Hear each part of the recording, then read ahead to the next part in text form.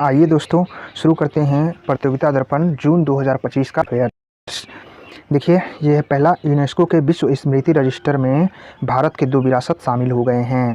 तो यूनेस्को के memory of the world register, इसी को बोला जाता है विश्व स्मृति रजिस्टर में भारत के 2 विरासत, पहला श्रीमद् भागवत गीता और दूसरा भरत मुनि का नाट्यशास्त्र। ये भरत मुनि का नाट्यशास्त्र जो है ललित कला का मूल ग्रंथ है भारत में। अब भारत में कितनी रचनाएं शामिल हो गई? 14 रचनाएं शामिल हो गई हैं भारत में। यूनेस्को के विश्व स्मृति रजिस्टर में भारत के 14 रचनाएं शामिल हो गई हैं और विश्व में 570 पांडुलिपियों को शामिल किया जा चुका है। अब तक 570 पांडुलिपियों को शामिल किया गया है। तो यूनेस्को का memory of the world register, विश्व स्मृति रजिस्टर कब स्थापना हुआ था? 1992 में स्थापित हुआ था। इसका उद्देश्य क्या है? तो इसका उद्देश्य है विश्व के महत्वपूर्ण दस्तावेजी विरासतों को संरक्षण करना और विश्व के सामने लाना। तो इसका क्या कार्य है? दस्तावेजी जितना भी विरासत है विश्व में उनको संरक्षित करना और विश्व के सामने लाना। नेक्स्ट है आयुष्मान भारत जन आरोग्य योजना लागू करने वाला दिल्ली अब 35वां राज्य केंद्र शासित प्रदेश बन चुका है। भारत में टोटल 36 राज्य और केंद्र शासित प्रदेश हैं, जिनमें से आयुष्मान भारत प्रधानमंत्री जन आरोग्य योजना को लागू करने वाला दिल्ली 35वां बन गया है। तो पहले आम आदमी पार्टी की सरकार थी तो वहाँ आयुष्मान भारत योजना लागू नहीं था। अब एकमात्र पश्चिम बंगाल बचा है जहाँ यह आयुष्मान भारत योजना लागू नहीं है।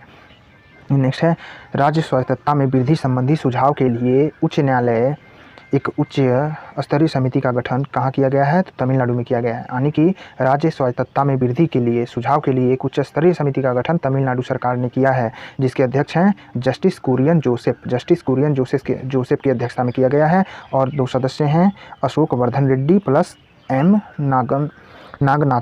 नागनाथन प्लस अशोक वर्धन रेड्डी 2 सदस्य और एक अध्यक्ष जस्टिस कुरियन जोसेफ। 3 सदस्य कमेटी बनाया गया है तमिलनाडु में। क्यों? राज्यों की स्वायत्तता में वृद्धि करने के लिए केंद्र से मांगेंगे ये लोग, वृद्धि करने के लिए बोलेंगे। नेक्स्ट है वक्फ संशोधन अधिनियम 2025। वक्फ संशोधन अधिनियम 2025 को लोकसभा में पारित किया गया। 2 अप्रैल 2025 को पारित किया गया लोकसभा में और 3 अप्रैल को राज्यसभा से पारित किया गया और राष्ट्रपति ने स्वीकृति दिया 5 अप्रैल 2025 को। वक्फ संशोधन अधिनियम को राष्ट्रपति कब मंजूरी दिया? तो 5 अप्रैल 2025 को राष्ट्रपति जी ने मंजूरी दे दी और 2 अप्रैल 2025 को लोकसभा में पारित किया गया था और 3 अप्रैल को राज्यसभा में पारित किया गया था। 8 अप्रैल 2025 से इसे लागू कर दिया गया। इसमें क्या क्या प्रावधान है वक्फ संशोधन अधिनियम में? अब राष्ट्रीय संपत्ति या भारत पुरातत्व सर्वेक्षण के तहत आने वाले स्मारकों व जमीनों को वक्फ संपत्ति घोषित नहीं किया जा सकेगा और दानदाता को 5 वर्ष तक का प्रैक्टिकली मुसलमान होना जरूरी होगा और संपत्ति का मालिक भी होना जरूरी होगा, तभी वह दान कर पाएगा। और दक्षता व पारदर्शिता के लिए केंद्रीकृत पोर्टल बनाया गया है जिस पर वक्फ संपत्ति का विवरण 6 माह के भीतर अपलोड कराना अनिवार्य होगा। दक्षता व पारदर्शिता के लिए केंद्रीकृत पोर्टल पर वक्फ संपत्ति का विवरण 6 माह के भीतर अपलोड करना अनिवार्य होगा। वक्फ संपत्ति संरक्षण जो है इसका सर्वेक्षण कौन करेगा? तो ये जिला अधिकारी करेगा। जैसे अन्य राज्यों में अन्य ज़मीनों का संरक्षण होता है उसी प्रकार से इसका भी सर्वेक्षण जिला अधिकारी करेगा। आदिवासी क्षेत्रों में वक्फ संपत्ति की घोषणा पर प्रतिबंध लगाया गया है, यानी अभी कोई आदिवासी क्षेत्र में वक्फ संपत्ति घोषित नहीं कर सकता। केंद्रीय वक्फ परिषद में 22 और राज्य वक्फ परिषद बोर्ड में 11 सदस्य होंगे। तो केंद्रीय वक्फ परिषद में कितने सदस्य? 22 और राज्य वक्फ परिषद में बोर्ड में 11 सदस्य होंगे। इसमें बाहर से भी शायद 2 महिला और अन्य धर्मों के सदस्यों को भी नियुक्ति करने का ये कहा गया था। इसमें बचा और कुछ पॉइंट के लिए छोड़ दिया गया है, जब ये वार्षिकांक आएगा तो उसमें पढ़ लेना है। नेक्स्ट है श्रीलंका के कच्चा तीबू द्वीप को लेने के लिए प्रस्ताव पारित किया गया है। कहाँ पारित किया गया? यह तमिलनाडु में पारित किया है। तमिलनाडु ने हाल ही में श्रीलंका के जो कच्चा तीबू द्वीप है उसे लेने के लिए एक प्रस्ताव पारित कर दिया है। पहले मद्रास प्रेसिडेंसी का यह भाग हुआ करता था कच्चा तीबू द्वीप। 1974 में इंदिरा गांधी ने भारत के साथ एक समझौता किया श्रीलंका के साथ और उसे दे दिया। तो कच्चा तीबू द्वीप को श्रीलंका को कब लौटाया? प्रधानमंत्री इंदिरा गांधी ने 1974 में। यह मद्रास प्रेसिडेंसी का एक भाग था जहाँ मछली पालन होता है। मछली बड़े पैमाने पर वहाँ मछलियों का कृषि किया जाता है, यानी कि मछली पालन किया जाता है, मछली पकड़ा जाता है और ये श्रीलंका में है कच्चा तीबू द्वीप। नेक्स्ट है गौरव। गौरव क्या है? गौरव एक ग्लाइड बम है। यह स्वदेशी रेंज का बम है, DRDO ने इसे बनाया है। यह ग्लाइड बम क्या होता है? तो ग्लाइड बम किसी उड़ते हुए विमान से छोड़े जाने वाले बम को ही ग्लाइड बम कहते हैं। ग्लाइड बम क्या होता है? किसी चलते हुए विमान से कोई बम को मारना ही ग्लाइड बम कहलाता है। भारत का पहला वर्टिकल सी लिफ्ट ब्रिज, भारत का पहला वर्टिकल लिफ्ट सी ब्रिज कहाँ है? तो ये पम्बन ब्रिज बन गया है, तमिलनाडु का है, तमिलनाडु में है। यह 2.07 किलोमीटर लंबा है। यह रामेश्वरम को मंडपम से जोड़ेगा। भारत का पहला वर्टिकल लिफ्ट सी ब्रिज कौन सा है? तो पंबन ब्रिज है तमिलनाडु में। कितना लंबाई है? 2.07 किलोमीटर लंबा है। ये रामेश्वरम को मंडपम से जोड़ता है। नेक्स्ट है, दक्षिण कोरिया के राष्ट्रपति पर महाभियोग चला है और न्यायपालिका ने पद से हटाने की सिफारिश भी कर दिया है। कौन से राष्ट्रपति को? तो यून सुक योल दक्षिण कोरिया के राष्ट्रपति थे।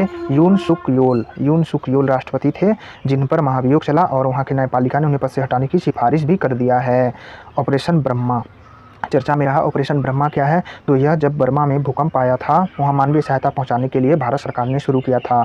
ऑपरेशन बर्मा में भूकंप आया था तो भारत सरकार ने सुरक्षित मानवीय सहायता के लिए इसे चलाया था। नेक्स्ट है, छम्मा ब्रिक्स सम्मेलन, छम्मा बिम्स्टेक सम्मेलन। हाल ही में छम्मा बिम्स्टेक सम्मेलन कहाँ हुआ है? तो यह थाईलैंड बैंकॉक में हुआ है। थाईलैंड बैंकॉक में छम्मा बिम्स्टेक सम्मेलन हुआ। इस बार विषय क्या था? विषय था बिम्स्टेक, समृद्धि, लचीला और खुलापन। यहाँ खुलापन लिखा हुआ था। तो समृद्धि, लचीला और खुलापन किसका थीम था, विषय था? ये छम्मा बिम्स्टेक सम्मेलन कहाँ हुआ? थाईलैंड के बैंकॉक में हुआ 25 में। 5वां 2022 में श्रीलंका में हुआ था और 7वां बांग्लादेश में होगा। बिम्स्टेक का 7वां सम्मेलन अगला तो कितना 7वां बांग्लादेश में होगा और 25 में थाईलैंड बैंकॉक में हुआ और 22 में हुआ था। 5वां श्रीलंका में हुआ था।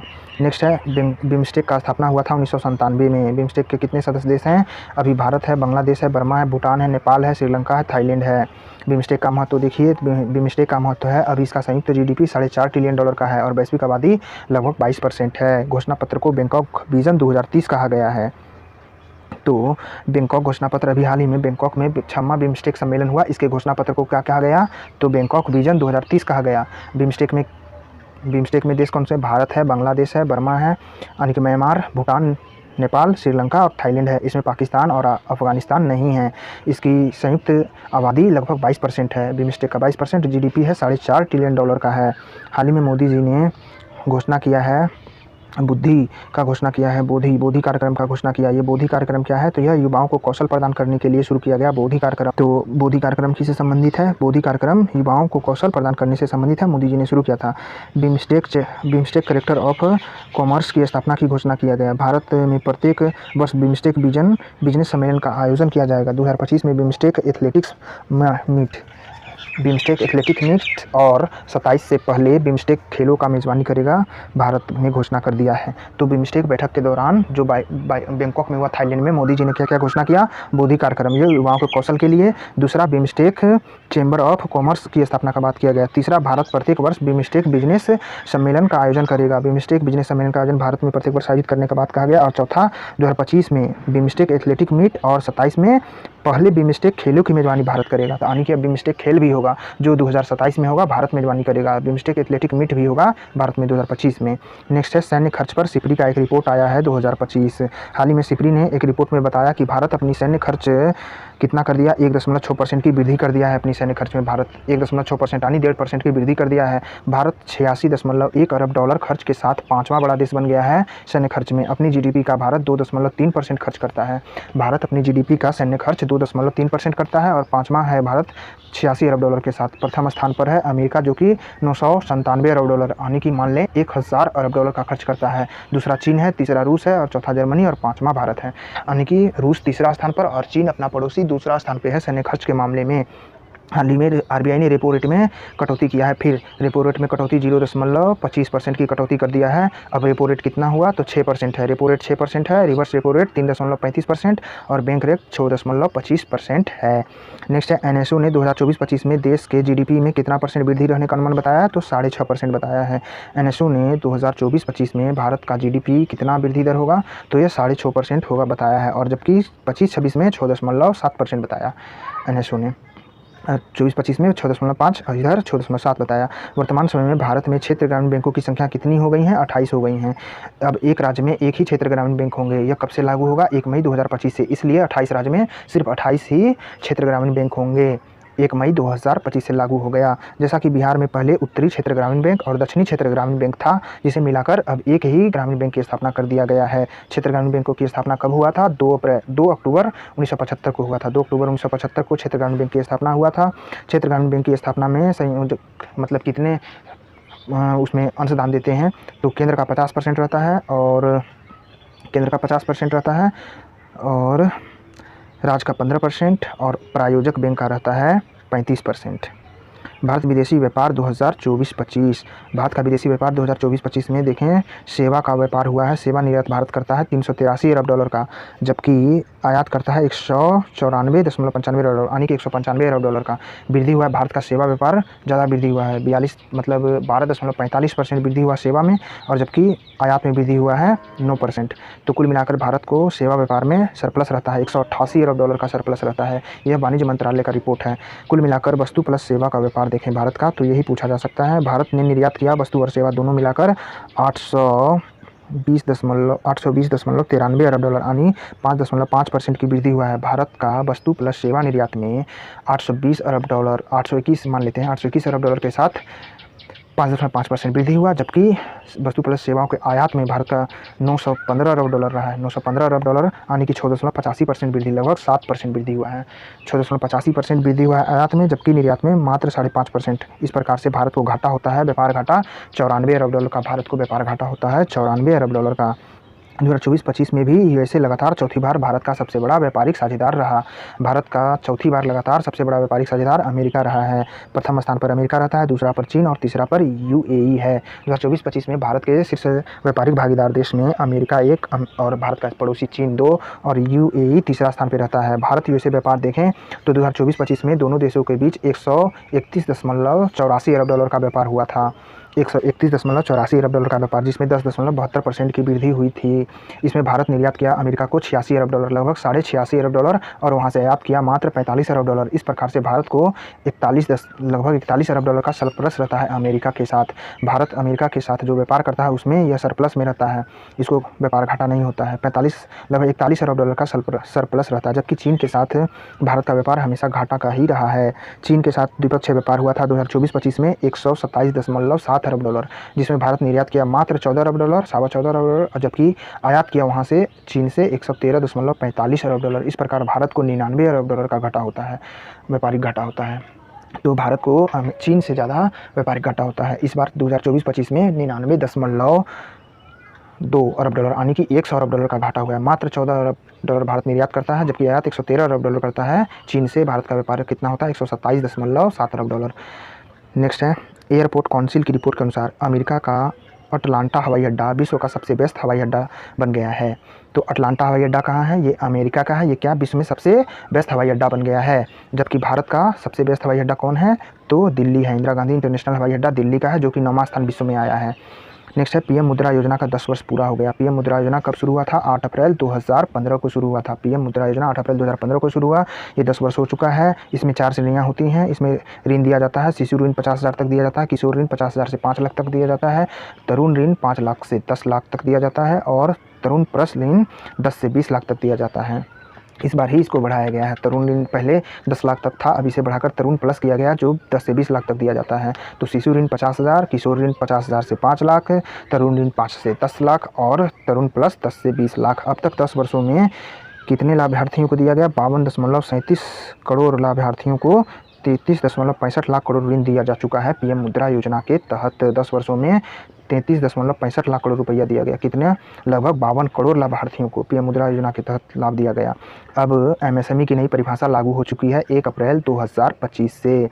1 अप्रैल 2025 से एमएसएमई की नई परिभाषा हो गई। सूक्ष्म का होगा 2.5 करोड़ निवेश होगा और टर्नओवर 10 करोड़ का होना चाहिए, और लघु उद्यमों कहलाएगा जिसका निवेश 25 करोड़ का होगा और टर्नओवर 100 करोड़ का होगा, और मध्यम उद्यमों कहलाएगा जो 125 करोड़ का निवेश करेगा और 500 करोड़ का टर्नओवर प्राप्त करेगा।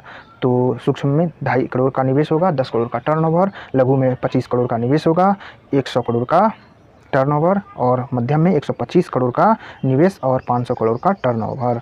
नेक्स्ट है प्रधानमंत्री की निजी सचिव कौन बनी है? निधि तिवारी बनी है। ये IFS थी, विदेश सेवा में थी, तो निधि तिवारी प्रधानमंत्री की निजी सचिव बनी है। सचिव। RBI की deputy governor doctor Poonam Gupta बनी है। RBI की deputy governor doctor Poonam Gupta बनी है। अब RBI में 4 सदस्य हो गए हैं।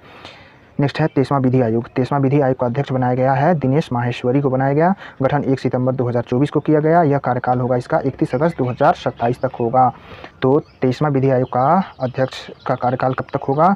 23वां विधि आयोग 31 अगस्त 2027 तक कार्यकाल अपना निभाएगा। 31 अगस्त 2027 तक। 1 सितंबर 2024 को गठन किया गया। दिनेश माहेश्वरी इसके अध्यक्ष थे।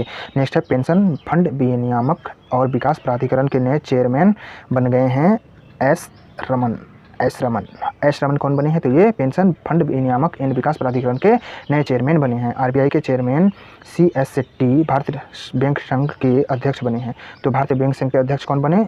CS शेट्टी, जो आरबीआई के चेयरमैन थे।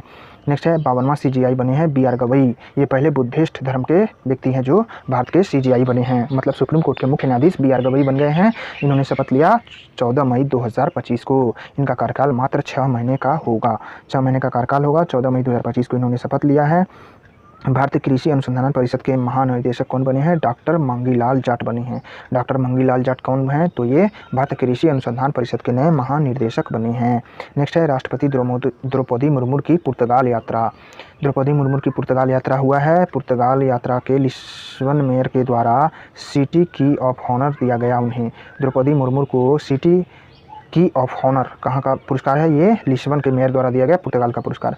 स्लोवाकिया यात्रा के दौरान वहाँ के विश्वविद्यालय ने डॉक्टरेट मानद की उपाधि भी दिया है राष्ट्रपति द्रौपदी मुर्मू। उसी दौरान जब वो स्लोवाकिया की यात्रा किए हैं तो उन्हें डॉक्टरेट मानद की उपाधि मिला स्लोवाकिया से। श्रीलंका विजय हाल ही में किसे श्रीलंका मित्र विभूषण पुरस्कार मिला? तो मोदी जी को। मोदी जी ने श्रीलंका यात्रा किया तो उस दौरान उन्हें श्रीलंका मित्र विभूषण पुरस्कार मिला मोदी जी को। विजडन के क्रिकेटर पुरस्कार 2025 की घोषणा हो चुका है। विजडन का क्रिकेटर पुरस्कार 2025 में सर्वश्रेष्ठ पुरुष क्रिकेटर बने हैं जसप्रीत बुमराह। जसप्रीत बुमराह जो है सर्वश्रेष्ठ क्रिकेटर पुरस्कार बन गए हैं विजडन क्रिकेटर पुरस्कार 2025 में, जबकि महिला क्रिकेटर बनी है स्मृति मानधना। नेक्स्ट है चौथा लता दीनानाथ मंगेशकर पुरस्कार किसे मिला? तो कुमार मंगलम बिड़ला को। कुमार मंगलम बिड़ला को चौथा लता दीनानाथ मंगेशकर पुरस्कार मिला है 2025 में। पहली बार मोदी को मिला था, दूसरा बार आशा भोसले को, तीसरा बार अमिताभ बच्चन को मिला था। तो लता दीनानाथ मंगेशकर पुरस्कार 2025 में चौथी बार मिला किसे? कुमार मंगलम बिड़ला को। पहली बार मोदी जी को, दूसरी बार आशा भोसले को, तीसरी बार अमिताभ बच्चन को मिला था। नेक्स्ट है 2025 का एबेल पुरस्कार किसे मिला? प्रोफेसर मासकी काशीवारा को मिला। ये जापान के हैं। इन्हें गणित का एबेल पुरस्कार 2025 को दिया गया प्रोफेसर मासकी काशीवारा को। नेक्स्ट है प्रिट्जर पुरस्कार वास्तुकला के लिए किसे दिया गया? लियू जियाकुन को दिया गया। लियू जियाकुन को प्रिट्जर पुरस्कार 2025 मिला वास्तुकला में लियू जियाकुन को, जो कि चीन के हैं। नेक्स्ट है economic times corporative excellence award 2025। Economic times corporate excellence award 2024। Economic times corporate excellence award 2024। Business reformer of the year किसे मिला? अश्विनी वैष्णव को। अश्विनी वैष्णव को business reformer of the year पुरस्कार मिला। Business leader of the year पुरस्कार किसे मिला? कुमार मंगलम बिड़ला को। Business leader of the year पुरस्कार कुमार मंगलम बिड़ला को। इंटरप्रेन्योर ऑफ द ईयर किसे मिला? पीयूष बंसल को। Entrepreneur of the year Piyush Bansal को। Business women of the year Vishakha Mulye को business women of the year मिला। और कंपनी ऑफ द ईयर मिला महिंद्रा एंड महिंद्रा को। और इमर्जिंग ईयर ऑफ द किसे मिला? जोमेटो को। Imaging of the year Zomato को मिला। Imaging of the year Zomato को। Company of the year Mahindra and Mahindra को। और business women of the year Vishakha Mulye को। और entrepreneur of the year Piyush Bansal को। Business leader of the year Kumar Mangalam Birla को, जबकि business reformer of the year Ashwini Vaishnaw को।